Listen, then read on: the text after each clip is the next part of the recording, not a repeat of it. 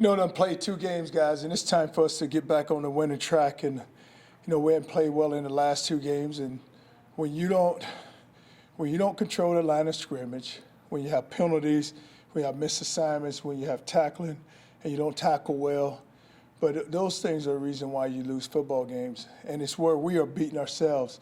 We look at that first game, and I know we didn't score any points, but we had our opportunities where you had the momentum early, you drop a ball, then you come back and drop another pass, and then you give up a pick six, a 6-4 touchdown. Then you get into this game, this pass game, and we go up 3-0, and then we have the ball 1st and goal on the 1-inch line, and then we have a penalty, the ball goes back, and then still had an opportunity to try to reach over with the ball, and we don't get to score. But even though we may think we're playing, really well in one phase of the game, we got to play well in all 3 phases of the game. From offense to defense to the kicking game. We're a team. We win as a team. We play as a team, and we lose as a team. But the thing about it is that we're better than what we're showing right now. And as a coaching staff, I told our coaches, we got to get going. And because our players are going to play the way we play, the way we go out and coach them, not the way we play, but the way we coach them, how we react. It's got to be confidence. They got to believe in themselves, and we got to make sure that whomever we put out on the field, they can execute and do everything we ask them to do. Can you say that Barnett is going to be your starting quarterback for the rest of the year if he doesn't get hurt? Well, what you have to do is it comes back to just evaluation, and we're going through that process right now. And we know this. Blake has played a lot of football around here, but Jordan played really well when he went into the game on Saturday, and he's a guy that led the team down the field and got us to score. So we can, we got a chance to see him now, so we can go back and assess and see what we need to do, and just see where we it turned into a competition. And you let those 2 guys go in and just see who's going to come out, and whoever plays well to give them an opportunity this week in practice. Then you go into that game, and then we'll put the right one out there. What would you say to people who would say that even though he's played very little, McCloud has outplayed Barnett in the first 2 games? What would you say to that team? Well, I'm not afraid to make that change. I know that I had a similar situation when I was at Louisville with Teddy, and he came in, and his game was he had to start in the Kentucky game. So he came in the Kentucky game and played well for us. We ended up beating them. So that decision is going to come down to which one of those. Yeah, that's why you have practice and we get a chance to look at them. I know we've seen a game situation, and I know everybody everybody have their own thoughts, but we're going to put the right guy out there. Don't you need to stabilize that? I mean, get that done pretty quickly with who the quarterback is, with the conference season now coming up. And what about the fact that how does the team feel? You think if the team feels that they have a better chance to win with McCloud, isn't that something that could be a problem? Well, it's going to be stabilized. It's going to be stabilized fairly quickly. And the team, it's like anytime you have any battle, and we have similar battles at other positions also, but the quarterback position is the most visible just because if he's doing all the handling. But there are some other positions that also need where we got to take a serious look at because we're not getting production out of that position. You're 2 games in right now. We've seen play from both Blake and Jordan so far, maybe not comparable situations, but would it be too early to say there's a quarterback controversy? Well, it's anytime you have 2 guys battling for a position, everyone's going to say it's a controversy. But, like I said, we have a chance to really look at the tape. And you're right, Jordan has not played as much as Blake has played, but the opportunities he's been given, he's taken full advantage of it and has done a really good job. So we can't be afraid to make that change. But it's going to be a chance where we have a chance to sit down with both of those guys, and they're going to understand just exactly where they are. Do you guys have a plan for South Carolina State with regard to quarterbacks just yet? We have a plan? Yeah, we're going to have a starter to go in, so that guy's going to be the guy. Charlie, you talk about the line of scrimmage. Does the offensive line have to be reevaluated? Is that another area? Well, anytime you go and you play a game, it begins at the line of scrimmage. And I say that our offensive line has to dominate their defensive line. We can't run the football right now.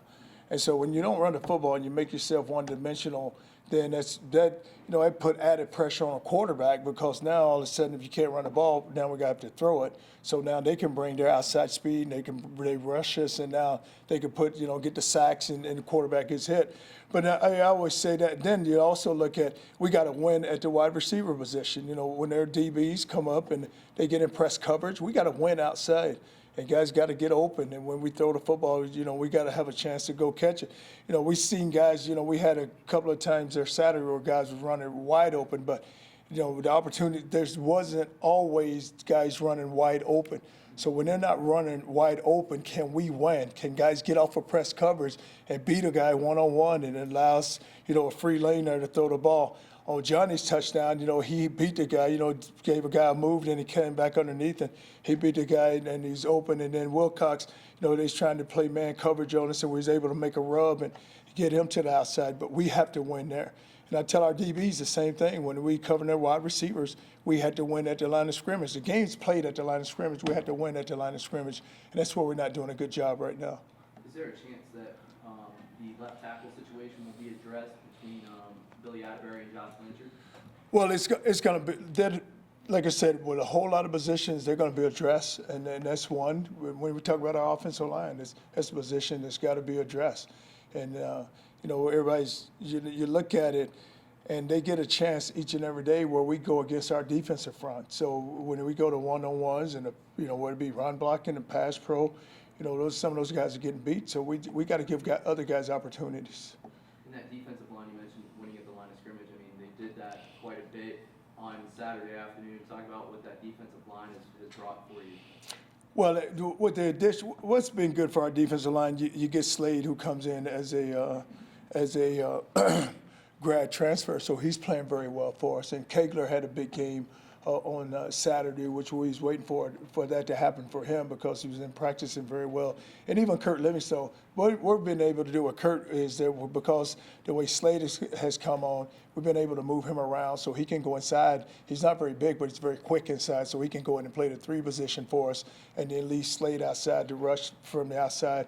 But our defensive front is coming along very well. But, even we just got to get stops, and we got to continue to get stops, and we got to continue to improve. Because if you're going to have a good defense, your defensive front have to play well. So right now, with us getting the pressure and being able to get tackled for losses and getting sacks and putting pressure on the quarterback, then you're getting the play from your defensive D-line. I know it's different personnel and a different scheme from last year to this year, but your defense allowed 400 less yards or 350 less yards from the game last year. What was the key to limiting them in the yardage game? They didn't run that option on us. Yeah. Sure. If they had run the option, who knows how different it would have been. But it's like, even if they had ran the option, I know it's a lot of scheme to it, and you just don't see it enough. So that's why it's so different now that, the quarterback is dropping back. And then we went into the game knowing we had to stop the quarterback, because I know that last year when we hurt the starter, then he came in, only thing he did was ran the quarterback, and he got a lot of yards himself just running the quarterback power, and we weren't able to tackle him. But this year we did a good job of just running to the football and getting him on the ground. This team's been one of the most penalized teams in the country the last couple of years. And again at Tech, there were a couple of really critical penalties that really hurt you. What can you do to get this team to be playing more discipline?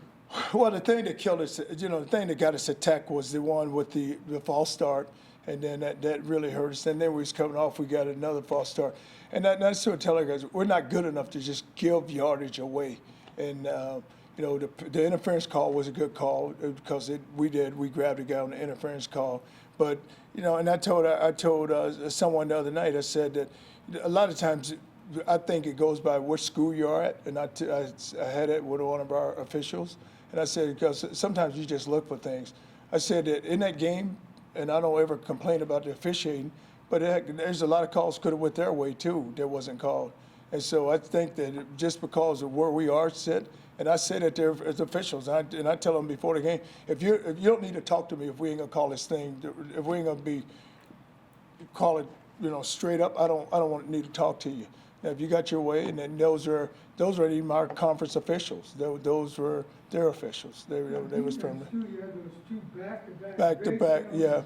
Well, the one was a face mask, and the other one was the interference call. But we still had a chance to stop them there because we got them back to third down, and we ended up allowing them to complete a ball when we felt like that we could have challenged them, and then we got the sack. Macon's got to start the first half. Macon has to sit out the first half. Yes. What explanation did you get on the goal line situation? It's like a touch. Well, they said that since they didn't call it from on the field, that they could not go back and once they made the call, it was a call. And so they said the official said he never saw the ball cross the plane. You So- think this team was put the first two games behind them now that they're ready to move on, and none of this is gonna carry over? Well, you have to, and it's not going to carry over because now you still got this game coming up, and you still have conference play. So that I don't think that it bothers them, and I know that it frustrates them, and they're all frustrated over the two losses, and they should be because if you're a competitor, you lose games, you should hurt from behind, but you have to move on. You can't just let yesterday use up today. So we got to move on and just get better. And guys got to understand they all want to be held accountable, and just like us as coaches, and they know what they have to do to improve to get better. What's the key to getting Jordan McCloud going? Or excuse not Jordan McCloud, Jordan Cronkrite, sorry. Well, you're going to have to, but we got to do a better job of establishing the run game. So if you establish the run game, I mean, that's a 1,000-yard rusher from a year ago. So if we get the run game established, then he's going to get going. But we're going to have to block people and put our hats on people, and we got to move the line of scrimmage. You can't, every time you look up, you can't hand the ball off, and you got to, fake a guy out, and then all of a sudden you try to go get positive yardage. Scott still said on Saturday that you guys are cooking with gasoline, but you guys still need that spark. What do you think that spark needs to be? Well, you got to win. I think once you win, then the gasoline may get going, but you have to win. And that's the thing with our guys. They have the right attitude. We haven't finished the way we need to finish. But Studstill's been around. He's seen a lot of ball, and he's a guy that, even though he's just got into the program, a guy that shows a tremendous leadership ability. So and guys listen to him. Having that better leadership, guys who have been around, been at different schools even, does that help some of the younger guys maybe get through an 0-2 start? Well, it's helped our defense because if you look at it, why we're playing so well on defense, you have Studstill, who was coming from another school, you have Slade coming from another school, you have Macon coming from another school, you have KJ, and all four of those guys are starters for us. So it has really helped us because those guys have come in with a lot of experience, and they really show guys how to work and how to go out and compete each and every day, and you get it on that side because of what you have coming in.